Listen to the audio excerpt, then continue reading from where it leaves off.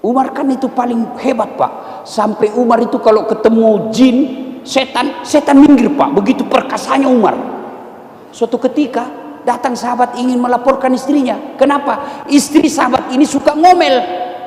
Dia mau laporkan kepada Umar supaya Umar panggil istrinya. Begitu dekat dengan rumahnya Umar, dilihat, Umar juga dimarahi sama istrinya. Pulang. Kira-kira Pak Hengki, Jenderal Bintang 1, datang anak buahnya mau melaporkan istrinya, dilihat Pak Hengki juga marah-marah istrinya, pulang deh. Tapi apa kata jawaban Umar? Begitulah cara saya berterima kasih kepada istriku yang telah hamil, melahirkan, dan menyusui anakku.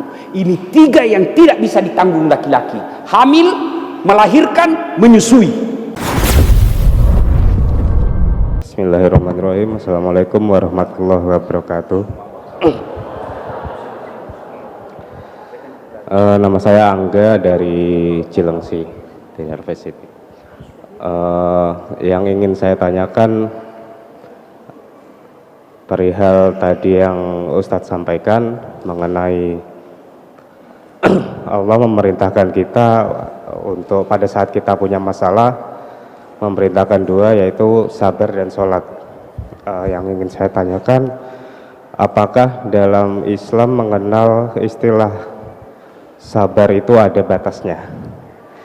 Dan kemudian bagaimana cara kita menyikapi saat kita bersabar dan sedang memperbaiki sholat kita? Pertolongan Allah, kita rasa pertolongan Allah tak kunjung datang.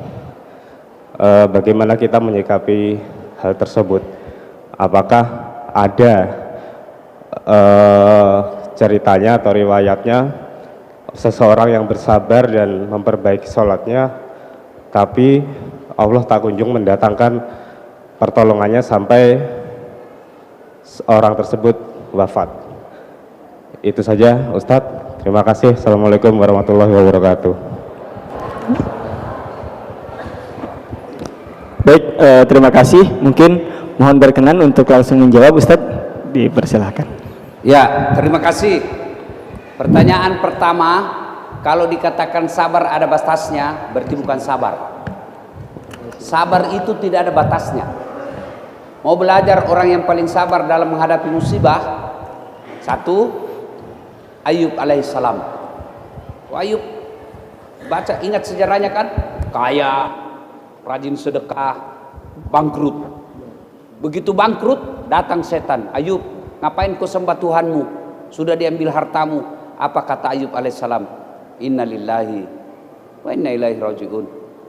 Harta ini milik Allah. Allah titip kepada saya. Namanya titipan, bukan saya punya. Allah mau ambil ya sudah. Yang penting saya sudah pernah rasakan kaya. Bicara soal kaya Bu, ambil ilmunya tukang parkir. Tahu tukang parkir Bu? Banyak itu mobilnya toh? Banyak mobilnya.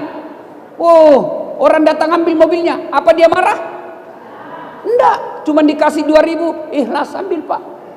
Kenapa? Dia tahu ini titipan. Bukan saya punya. Itu sikap kalau harta hilang, titipan. Apa sampai di situ ujian Ayub? Tidak. Wafat anaknya. Datang lagi setan, ngapain kau sembah Allah? Diambil hartamu, diambil lagi anakmu. Anak titipan, Allah ingin ambil, ambillah. Sampai di situ selesai ujiannya? Tidak. Sakit, seluruh tubuhnya dimakan ulat. Ini saja tidak dimakan ulat Bu, hati sama lidah. Ini tulang giginya kelihatan karena habis dimakan ulat, ini pipinya. Datang setan, bangkrut, diambil anakmu, sekarang kau sakit, ngapain kau sembah Allah? Apa kata Ayub? Alhamdulillah, saya sempat rasakan sakit, sehat. Saya baru 16 tahun sakit. Sudahlah, yang penting saya pernah rasakan sehat. 16 tahun sakit Ibu. Kita baru 2 hari pening kepala, rasa-rasanya saya mau mati sudah ini. Ayub, cukup situ jangan, tidak. Datang lagi setan, apa? Diusir dari kampungnya. Keluar kau, nanti kami ketularan. Ayub tetap beribadah. Cukup sampai di situ? Tidak. Ditinggal lagi istrinya. Pergi istrinya. Ayub menyerah. Tidak. Lalu Allah memujinya. Kau lihat itu Ayub. Kaya, sehat, sakit, miskin, terpuruk, tetap beriman kepada Allah. Lalu Allah cukupkan, selesai ujianku. Hentakkan kakimu di tanah, keluar mata air, buka bajumu, usapkan itu, ambil air dari bajumu, usap badanmu, sembuh. Saya sudah sabar Ustaz. Sudah 2 tahun saya berdoa tidak dikasih. Baru 2 tahun. Zakaria alaihissalam minta anak usianya 21 tahun. Kapan Allah kasih? 90 tahun baru Allah kabulkan. Itu Nabi Pak, Nabi. Apalagi kita yang tukang tipu. Berdoa pagi mau dikasih besok. Memangnya ada orang dalam urus kamu? Jelas? Sabar Pak, tidak ada batasnya. Dan kalau ada batasnya, berarti bukan sabar namanya. Ya? Jelas. Apakah ada orang yang baik agamanya masih diberikan ke masalah? Rasulullah. Kurang apa itu hebatnya ibadahnya Rasulullah? Kurang apa dekatnya Allah dengan Rasul? Sampai Allah katakan dalam hadits qudsi, andai bukan karena kau Muhammad, saya tidak ciptakan itu dunia dan isi. Tapi apa Nabi tidak ada masalah rumah tangganya? Nabi pernah kelaparan, Aisyah pernah cemburu, Rasul juga pernah cemburu kepada sepupunya Aisyah. Itu Nabi. Apalagi kita.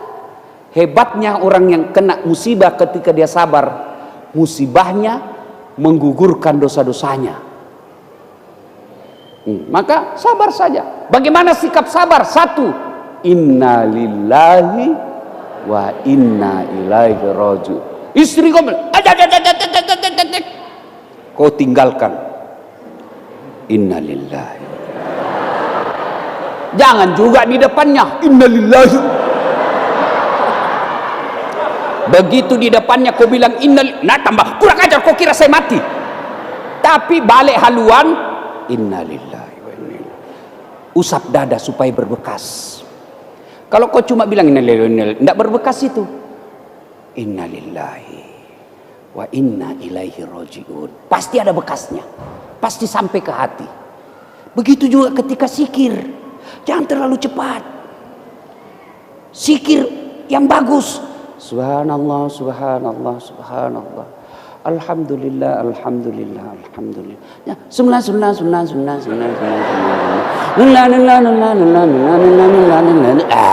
Setan malah tambah tepuk tangan, tak. Jelas Pak? Nggih. Ada lagi? Langsung saja. Ibu di belakang. Silakan. Nama?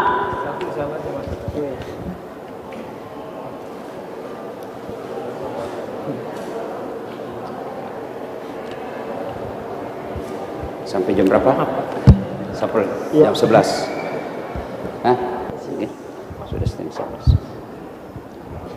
Yang penting Pak Hengki senyum-senyum aman. Bismillahirrahmanirrahim. Nama saya Wiwin. Pak Ustadz, saya ingin bertanya tentang masalah meraih rumahku surgaku. Ya, di antaranya tadi Bapak Ustadz mengatakan bahwa kalau kita ingin mendapatkan jodoh yang baik, maka perbaikilah akhlak kita, atau sebaliknya. Sering saya melihat pada teman-teman rekan-rekan semua juga ada kebetulan yang sudah pinter agamanya mendapatkan yang sebanding, tapi fenomenanya ada juga yang saya lihat si ikhwannya ini soleh dan sebaliknya akhwatnya ini tidak solehah, atau sebaliknya juga, sehingga tercetuslah atau terucap bahwa aduh, seandainya saya tidak begini maka tidak akan begini. Sementara kalau saya tidak salah, ada isi hadis seperti itu, kita tidak boleh mengatakan seperti itu. Ya Ustadz, ya mohon diperjelas. Jadi bagaimana kita menyikapi, mungkin ini adalah pertanyaan mewakili rekan-rekan saya. Terima kasih. Wassalamualaikum warahmatullahi wabarakatuh. Waalaikumsalam. Mohon maaf, maksudnya Bu gini ya, ada orang soleh dapatnya soleh, ya, ada ju soleh dapatnya salah, ya. Kan Ibu tadi katakan fenomena, fenomena itu sesuatu gejala bukan pasti. Itu namanya, itu bedanya fakta dengan fenomena.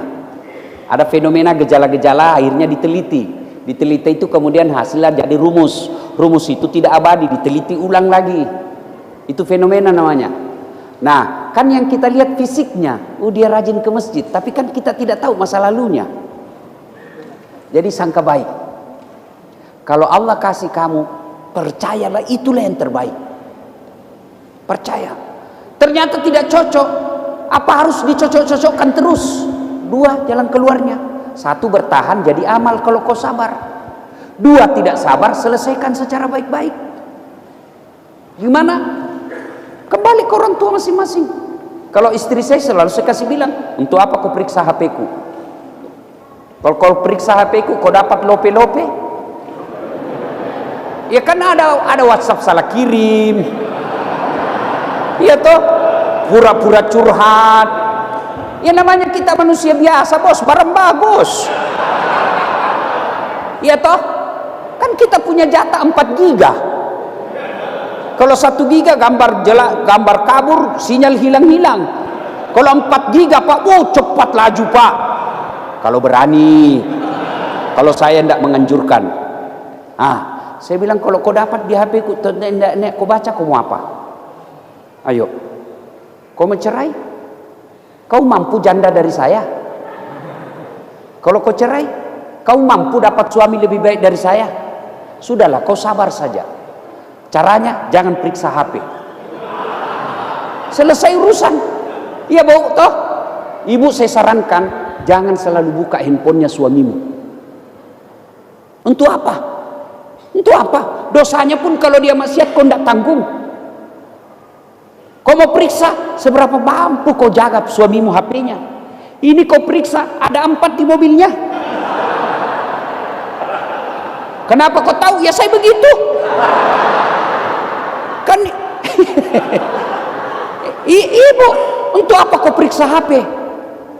Lebih baik kau sibuk membenahi dirimu menjadi istri yang soleha, maka siapapun yang goda suamimu tidak tergoda. Coba kalau seperti istri saya, itu setengah jam sebelum masuk waktu subuh pasti dia sudah bangun. 11 tahun saya sama, tidak pernah saya lihat dia tidak bangun lebih awal. Biasa saya bilang sama mamaku, lebih dulu ini istriku masuk surga dari saya. Tidak pernah bertetangga, tidak suka itu pergi di toko-toko mahal beli, dia cuma beli kain. Dia bilang kalau saya beli di toko mall, siapa yang kasihan ukur-ukur jas jahit-jahit orang miskin seperti dia. Saya bilang dalam hati, alhamdulillah aman dompet. Iya Pak Jenderal, itu istri saya kalau pergi ke mall, dia lengket tangannya di sini, tidak pernah dia lepas. Orang bilang, Ustadz romantis ya Ustadz. Saya bilang enggak, kalau lepas tangannya ini banyak diambil. Itu yang disebut positive thinking. Ya. Maka kalau mau dapat suami yang baik, kita dulu yang baik. Mau dapat istri, istri yang baik. Tapi ternyata ada orang baik dapat jodoh yang salah. Terima, pasti itu yang terbaik menurut Allah, bukan menurut kita. Kan datang itu salon masyarakat di Madinah melapor sama Umar. Ya Amirul Mukminin, Pak Presiden, ada perempuan mau menikah. Ini perempuan saya tahu sekali masa lalunya.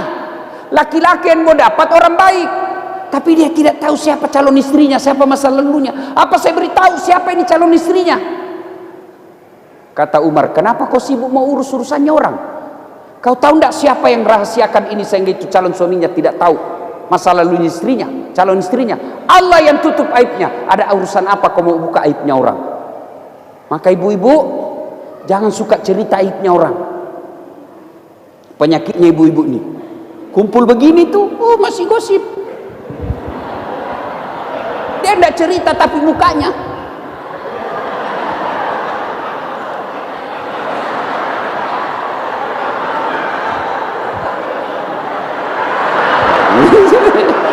Iya toh. Ustadz aja dia gosip. Itu juga bajunya yang di YouTube. Astagfirullah. Saya pernah pergi ceramah, Pak, ada baju saya, memang sering saya pakai. Saya lewat, saya dengar itu ibu gosip. Itu juga bajunya yang viral. Saya bilang, kenapa? Khusus saya kok, saya yang pakai baju, kau yang sibuk. Berarti gosip. Jangan cerita kejelekan orang. Lebih baik sibuk ngurusi kejelekan diri sendiri. Jelas ya Bu ya? Punten. Apa lagi? Cukup? Cukup mungkin Ustaz. Oke, bilang. Silakan. Satu.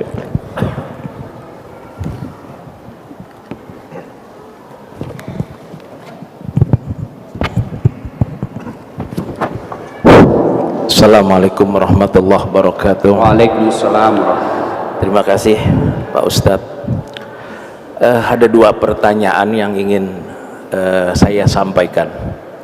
Yang pertama, dalam rumah tangga, kadangkala satu pernikahan itu berjalan mulus pada saat-saat yang terindah, tapi mencapai pernikahan melebihi daripada pernikahan atau perkawinan perak, kadang-kadang kita kandas.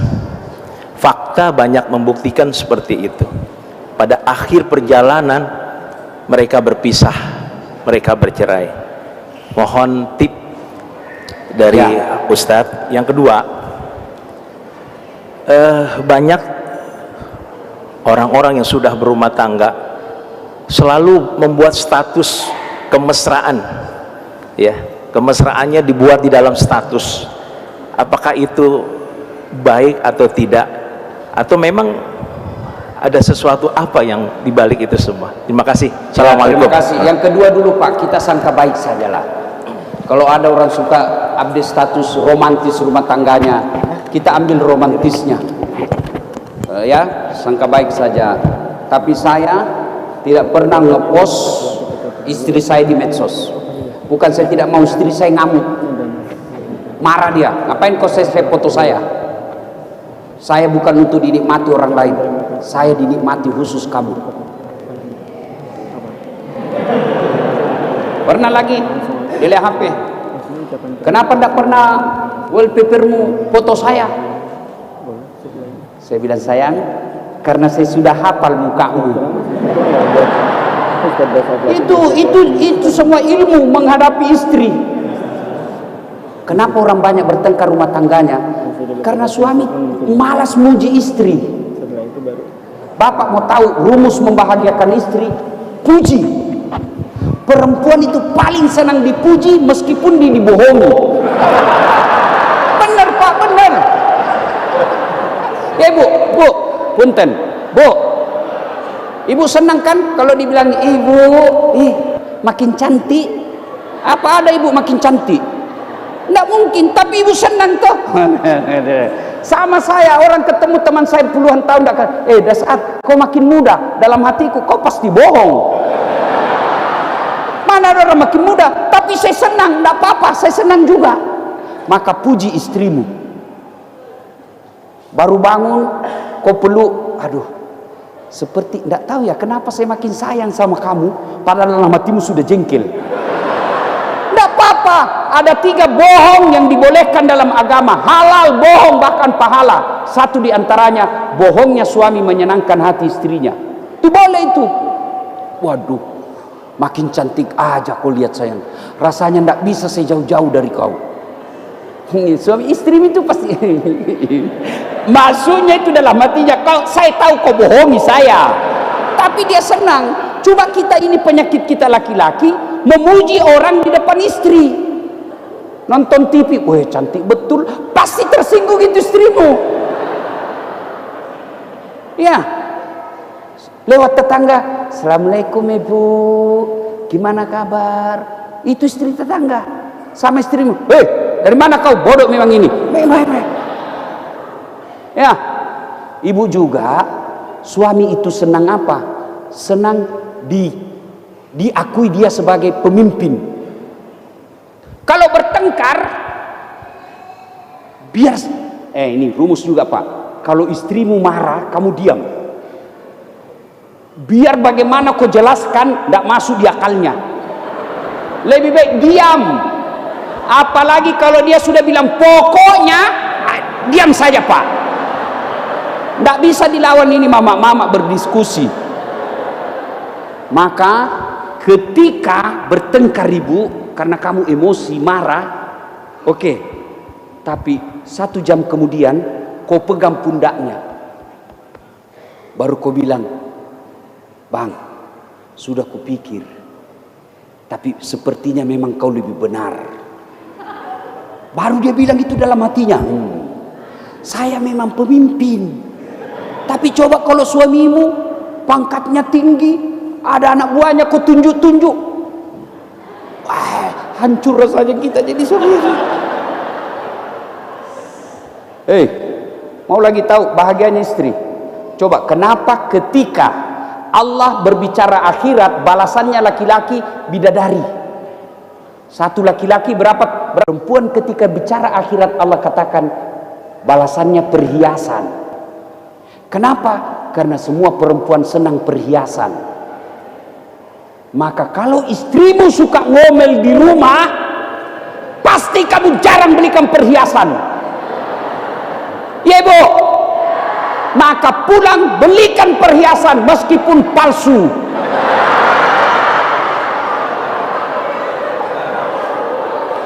Ini benar ini bu, benar. Saya kan pulanglah saya umroh, saya belikanlah perhiasan istri saya. Besar kalung. Ini sayang hadiah. Saya pulang umroh, senang dia. Wah, alhamdulillah, terima kasih Ustadz. Dia pikir emas. Lama-lama baru kira-kira 4 bulan kemudian baru dia tahu bukan emas. Dia bilang palsu pada ini Ustadz. Saya bilang ya kan kau tahu sayang, saya tidak bisa belikan kamu asli. Di mana saya dapat duit? Percayalah, meskipun itu rantai palsu, tapi cintaku 24 karat kepadamu. Langsung dia senyum. Yang paling penting cinta. Coba. Pak, percaya Pak, rumus menghadapi perempuan jangan pakai perasaan, pakai akal. Karena kalau perasaan dipakai Pak, tersinggung kita tiap hari. Bayangkan kalau dia tunjuk-tunjuk kita, nah kita yang cari uang, kita yang cicil mobil, kita cicil rumah, kita biayai dia, baru dia tunjuk-tunjuk kita, rasanya kita anak buah ibu. Kan dah masuk perasaan kita kurang ajar, murah aku tempeleng ini. Tapi apa boleh buat, pakai akal. Berarti selama ini saya belum berhasil mendidik istriku. Karena kalau istrimu kasar, pasti kamu yang gagal didik istrimu. Kalau ibu punya suami kasar, berarti ibu belum berhasil menjadi istri yang seperti diharapkan. Coba saya kalau ku telepon istriku pagi, hai sayang, bikin apa? Nih Ece lagi saya ajar ngaji, video call. Langsung dalam hati, tidak sia-sia saya dapat istri seperti ini. Coba kalau ditelepon suami, di mana? Lagi di mall. Telepon dulu, di mana? Salon. Teleponnya pedi manicure. Pas pulang suaminya, mana kau ibu? Cerewet sekali ini. Pasti ada ceweknya. Di rumah tidak pernah disayang. Jangan pernah kau bilang sama suami, jangan pulang. Kalau dulu perempuan bilang jangan pulang, setengah mati suami. Kenapa? Tidak ada rumah kos waktu itu. Sekarang begitu kau bilang jangan pulang, langsung suami bilang merdeka.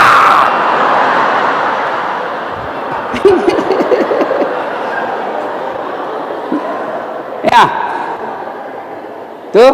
Jadi kalau kita mau bahagia rumah tangga harus tahu fungsi, tugas, kewajiban. Dan yang paling penting Pak, minta pertolongan Allah. Hidayah bukan dari ustadz, tapi dari Allah Subhanahu wa Ta'ala. Saya baik ustadz, kenapa ya istri saya kok begitu? Berarti Allah ingin rasakan, Allah ingin bapak punya amal mengurus istri. Itu saja. Itu namanya sangka baik. Karena tidak gampang juga jadi istri, Pak. Umar kan itu paling hebat, Pak. Sampai Umar itu kalau ketemu jin, setan minggir, Pak. Begitu perkasanya Umar. Suatu ketika datang sahabat ingin melaporkan istrinya. Kenapa? Istri sahabat ini suka ngomel. Dia mau laporkan kepada Umar supaya Umar panggil istrinya. Begitu dekat dengan rumahnya Umar, dilihat, Umar juga dimarahi sama istrinya. Pulang. Kira-kira Pak Hengki, Jenderal Bintang 1, datang anak buahnya mau melaporkan istrinya, dilihat Pak Hengki juga marah-marah istrinya, pulang deh. Tapi apa kata jawaban Umar? Begitulah cara saya berterima kasih kepada istriku yang telah hamil, melahirkan, dan menyusui anakku. Ini 3 yang tidak bisa ditanggung laki-laki: hamil, melahirkan, menyusui. Ya toh Pak, ibu-ibu masih ingat waktu hamil? Enak enggak? Jalan aja susah. Duduk pakai standar samping. Hamil, melahirkan. Ada ibu-ibu melahirkan senyum. Mentang-mentang orang kaya keluar kona. Enggak. Menyusui. Masih ingat waktu menyusui, Bu? Masih? Apalagi waktu tumbuh giginya. Nah, ini urusan perempuan, bapak-bapak enggak tahu.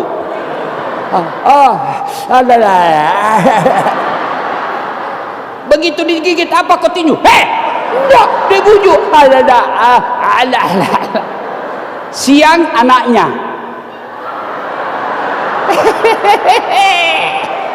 Malam bapaknya.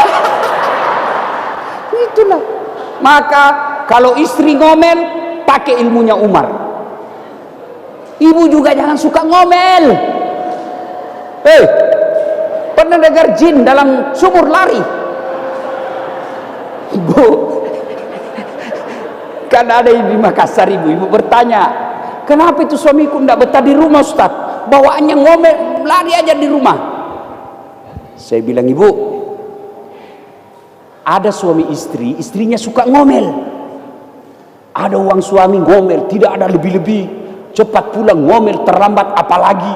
Ngomel aja kerjanya. Suatu ketika suaminya belikan perhiasan, Pak. Dibelikan perhiasan cincin emas. Sedangkan istrinya, kata suaminya, dek, kita pergi ziarah sumur tua ya. Ada sumur, Pak, usianya 400 tahun. Dalamnya 12 meter. Pergilah. Sampai di bibir sumur, dia bilang suaminya, dek, kau lihat dulu itu sumur. Dalam enggak? Enggak, Bang. Lihat dah baik. Airnya dangkal, Bang. Paling sampai di lutut. Dalam hati suaminya berarti aman ini. Didorong masuk istrinya. Ngomel kau di situ, enggak ku dengar juga. Ngomel kau sampai puas. Suaminya di atas. 1 jam kemudian tiba-tiba dari dalam sumur ada makhluk keluar, Pak, tinggi besar hitam. Kaget suaminya. Siapa kamu? Saya jin penunggu sumur ini. Saya sudah 400 tahun tenang-tenang dalam sumur ini. Ada perempuan masuk di dalam, ngomel aja kerjanya.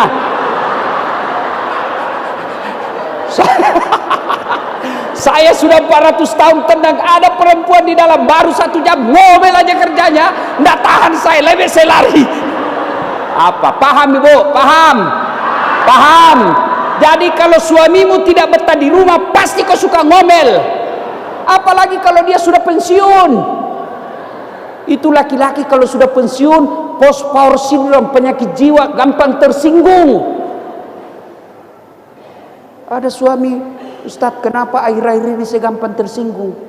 Kenapa? Saya kemarin tidur-tidur di ruang tamu. Karena tidak ada lagi kegiatan saya tidurlah pagi-pagi, nonton TV. Di samping saya ada kucingnya cucuku. Saya baring-baring sama. Lewat itu istriku, ditendang itu kucing. Apa ini kucing? Pagi-pagi tidur aja kerjanya. Dia bilang, kucing ditendang, Ustadz, saya yang tersinggung. Nah, itulah perasaannya pensiunan. Jadi hargai suamimu kalau sudah pensiun. Jelas ya? Ya, sudah cukup. Karena waktu yang terbatas.